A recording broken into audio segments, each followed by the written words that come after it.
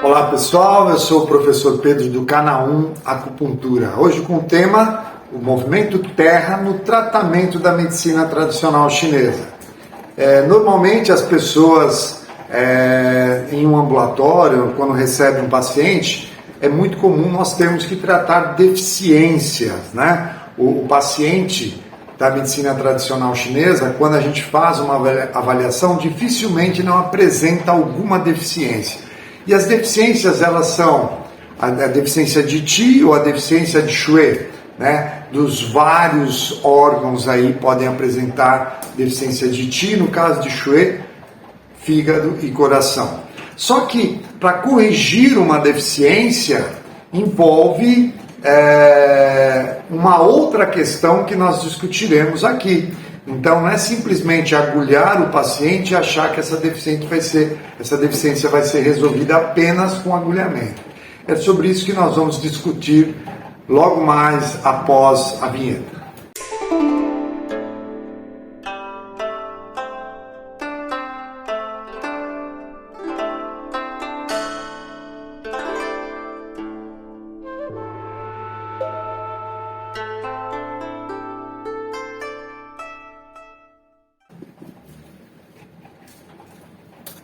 Pois bem, o movimento terra no tratamento da medicina tradicional chinesa. Antes, eu quero pedir a vocês que toda vez que vocês assistem a um vídeo nosso, não deixe de dar o seu like, o seu gostei e também fazer o seu comentário. E é importante que você clique no sininho que está logo abaixo do vídeo, para que você seja informado toda vez que a gente faz uma nova publicação. Eu imagino que você já tenha feito a sua inscrição aqui no canal. Tudo isso que eu estou passando para vocês é importante para o crescimento do canal e a gente agradece toda vez que vocês fazem isso. Bom, vamos lá. O movimento terra. Então, a representação do movimento terra, nesse contexto dos 5 movimentos, ela também pode ser feita colocando o movimento terra no centro. Exatamente porque a importância desse movimento é uma importância central. Eu, quando ensino os 5 movimentos, eu gosto, inclusive, de começar pelo movimento terra, porque quando a gente vai fazer um diagnóstico, ele não vai ser efetivo ou não será fiel, né, à condição do paciente se nós não avaliarmos o movimento terra. O movimento terra é fundamental, que qualquer que seja a condição que você tem ali na sua frente, né, a condição do seu paciente, sempre eu tenho que avaliar o movimento terra. Mas por que será que então é tão importante a gente avaliar esse movimento terra? Aí vem a pergunta, quem faz parte do movimento terra? Quais são os órgãos, ou qual o órgão e a víscera que faz parte do movimento terra? Nós temos ali, no movimento terra, baço e estômago.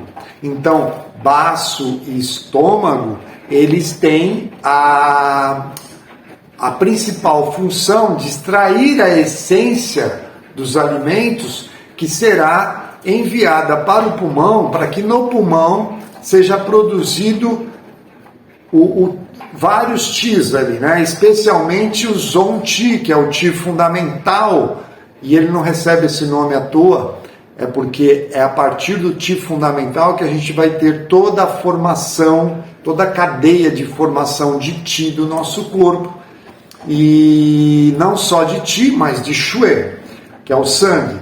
Se eu não forneço essa essência adquirida que eu extraio ali do alimento para que o pulmão inicie esse processo, essa cadeia de formação de Qi e de Xue, eu não tenho como restabelecer a condição do meu paciente.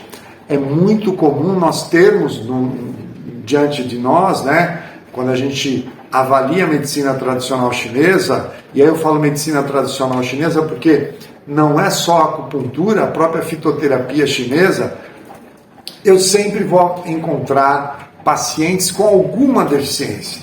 Mais do que o excesso, é comum nós encontrarmos com deficiências. E para corrigir essas deficiências, elas nunca serão efetivas se eu pensar, no caso de acupuntura, apenas no agulhamento. Ou no caso da fitoterapia, se eu quiser dar uma substância que vai corrigir uma deficiência de Chouet, né? E eu tenho um estômago, um baço estômago totalmente deficiente, né? Ou até mesmo uma deficiência de Yang, isso pode ficar pior, né? Pode complicar a condição desse baço, especialmente, que é essencialmente Yang.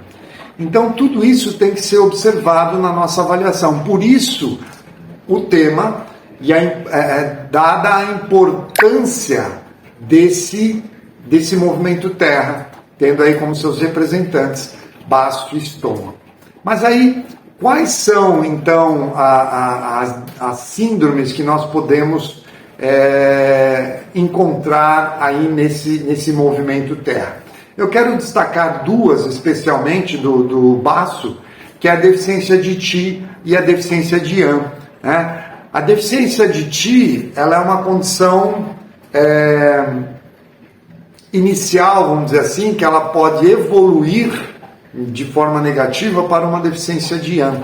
Quando um paciente tem só uma deficiência de Qi, a condição dele, deficiência de Qi do baço, a condição dele é menos grave do que uma condição de deficiência de Yang. Porque normalmente quando o baço gera uma deficiência de Yang, com certeza eu já tenho outros órgãos envolvidos aí, especialmente o rim, que vai ficar deficiente também de Yang.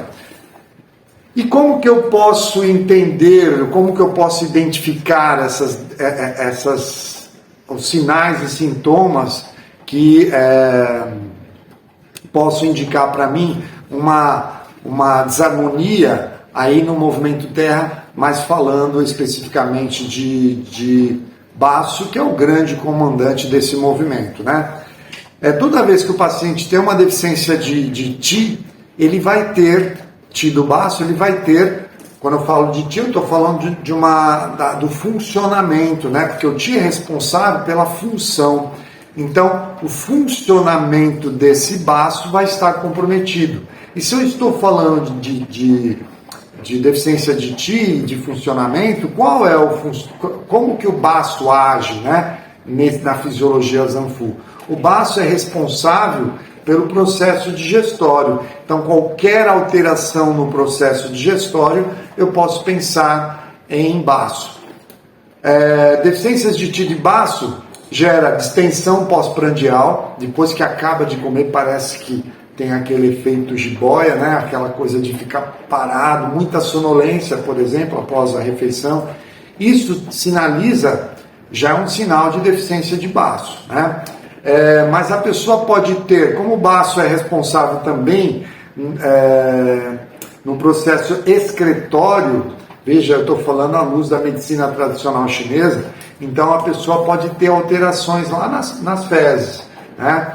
E eu falei que existe uma relação importante com o rim, principalmente quando essa deficiência de baço evolui para uma deficiência de Yang do baço, porque aí compromete rim também. E veja bem, quem é que controla os esfíncteres inferiores?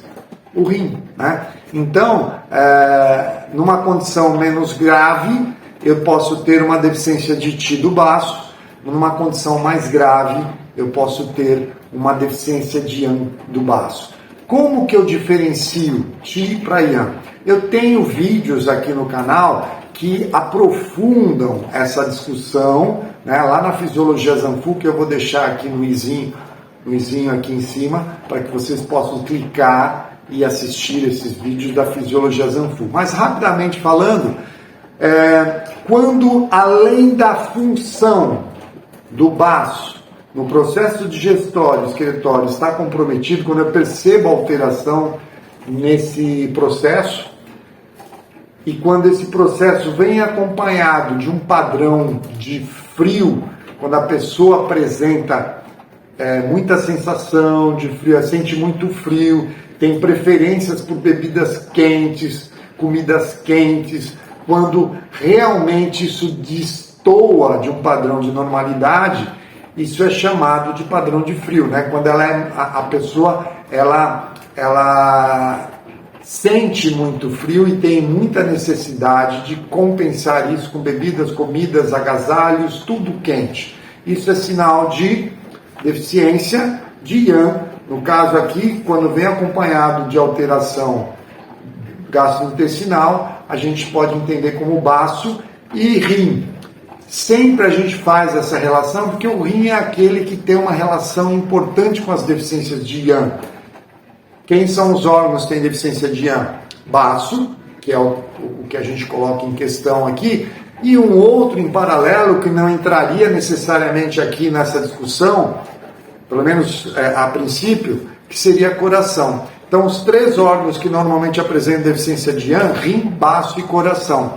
E toda vez que eu tenho deficiência de baço, ou de Yang de baço ou de coração, eu tenho que tratar rim também, porque ele é o que fornece, que socorre os órgãos quando tem deficiência de Yang, tá? Então, entendida a diferença de deficiência de Qi para Yang, e quais são os sinais e sintomas, vamos para o estômago.